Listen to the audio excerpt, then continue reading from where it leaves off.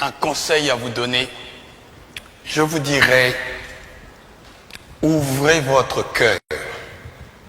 Et surtout, allez à l'école du caméléon. C'est un très grand professeur. Si vous l'observez, vous verrez.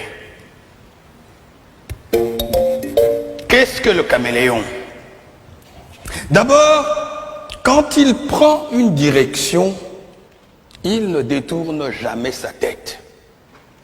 Donc, ayez toujours un objectif précis dans votre vie et que rien ne vous détourne de cet objectif.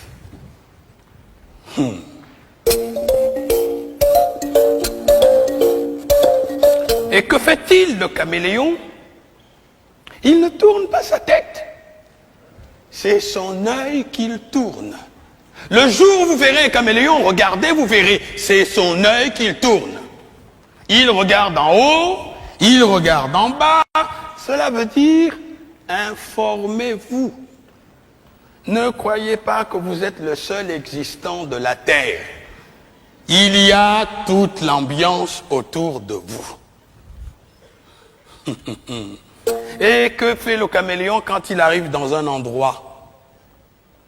Il prend la couleur du lieu. Ce n'est pas de l'hypocrisie.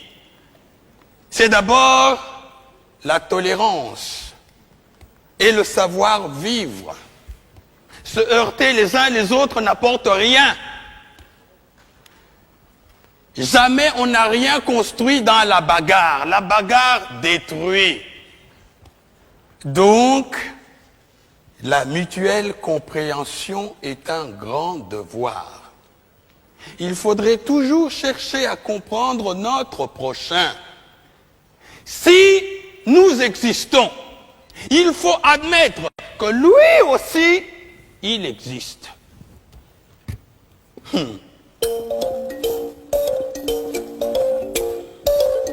Et que fait-il, le caméléon?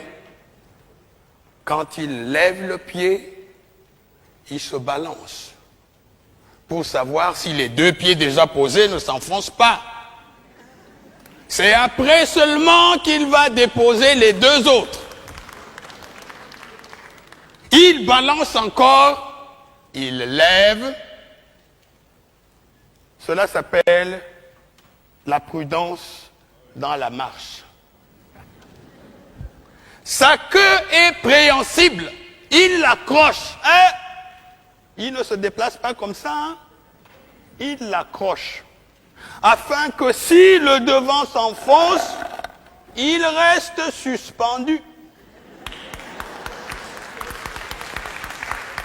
Cela s'appelle assurer ses arrières. Ne soyez pas imprudents.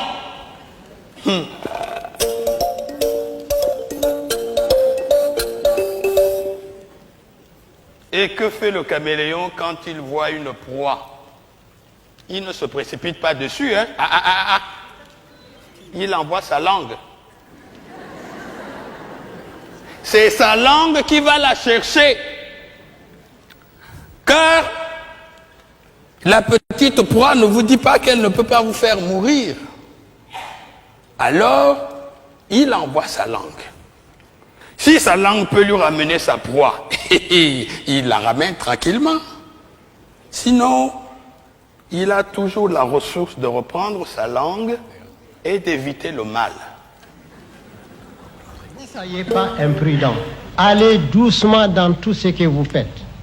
Si vous voulez faire une œuvre durable, soyez patient, soyez bon, soyez vivable, soyez humain.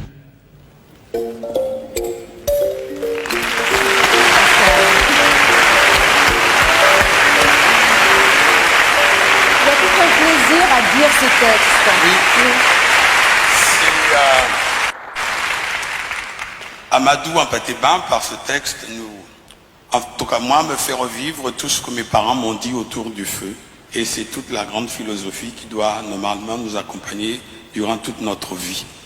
Et c'est l'école de la parole enseignée sous le baobab. C'est comme il l'école disait, de la parole et c'est l'école de la sagesse, de la philosophie. et de la philosophie. Et vous vous définissez beaucoup aussi comme un humaniste. Mpateba le faisait aussi. Exactement. Comme Hugo. Merci. Merci.